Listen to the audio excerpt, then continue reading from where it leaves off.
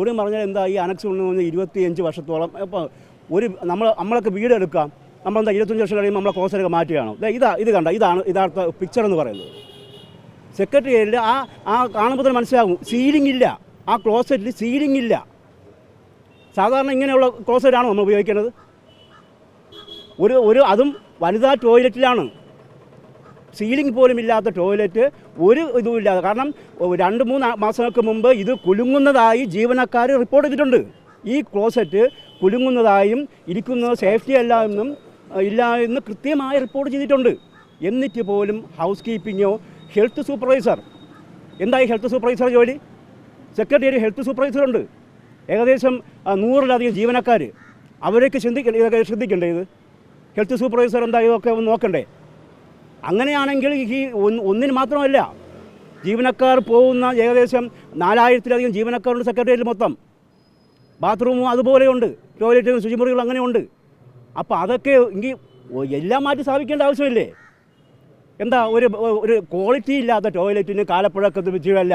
Quality ഉണ്ടെങ്കിൽ കാലപ്പഴക്കത്ത് ഒരു വിഷയം എത്ര വർഷം വേണം ഉപയോഗിക്കാം, നമ്മൾ വീടുകൾ ഉപയോഗിക്കുന്നതാണ്. പക്ഷേ ഇത് അങ്ങനെയല്ല സംഭവിച്ചിരിക്കുന്നത്. ഒരു ഉത്തരവാദിത്വമില്ലാത്ത കാര്യങ്ങൾ നടത്തിയിരിക്കുന്നത്. ജീവനക്കാർ ഇതിൻ്റെ ആക്ഷേപം ഉന്നയിച്ചിട്ടുണ്ട്, ഇങ്ങനെ വിഷയമാണ്, ഇതൊക്കെ കുഴപ്പമാണ്, ഒരു സീലിംഗ് പോലും ഇല്ല ഈ ടോയ്ലറ്റിൽ.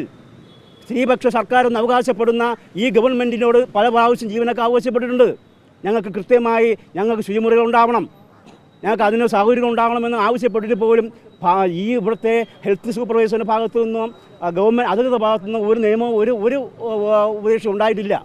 അതുതന്നെയാണ് ഞങ്ങളുടെ പ്രതിഷേധത്തിനും കാരണം. ഇതൊരു തുടക്കം മാത്രമാണ്. ഒന്ന് മാത്രമല്ല, അന്ന് സീലിംഗ് ഒരു ഓഫീസറുടെ തലയ്ക്ക് മുകളിൽ ഫാനും പിന്നെ സീലിങ്ങും കോൺക്രീറ്റ് അടഞ്ഞു വീഴുന്നത് അന്നൊക്കെ ചെറുതായിട്ട് കണ്ട കാര്യം ഇപ്പോൾ ഒരു ജീവനക്കാരിയുടെ ജീവന് തന്നെ ആപത്തായിരിക്കുന്നു. ഒരുപക്ഷെ ഭാഗ്യം കൊണ്ട് മാത്രമാണ് അവർ രക്ഷപ്പെട്ടു പോയത്. അതൊന്നും ഇനി ഒരിക്കലും സമ്മതിച്ചു കൊടുക്കാനൊക്കില്ല. 365 ദിവസം അവിടെ സെക്രട്ടറിയുടെ ജോലി. അതായത് 1-ാം ദിവസം നോർത്ത് ബ്ലോക്കിൽ നിന്ന് പെയിൻ്റ് അടിച്ച് തുടങ്ങിയാൽ 365-ാമത്തെ ദിവസം സൗത്ത് ബ്ലോക്ക് അവസാനിക്കും. തിരിച്ച് വീണ്ടും 1-ാമത്തെ ദിവസം വരുന്നവിടെയാണ് നോർത്ത് ബ്ലോക്ക് പെയിൻ്റ് അടിക്കാൻ വേണ്ടിയാണ്. അത്രയും ഗതികേടാ.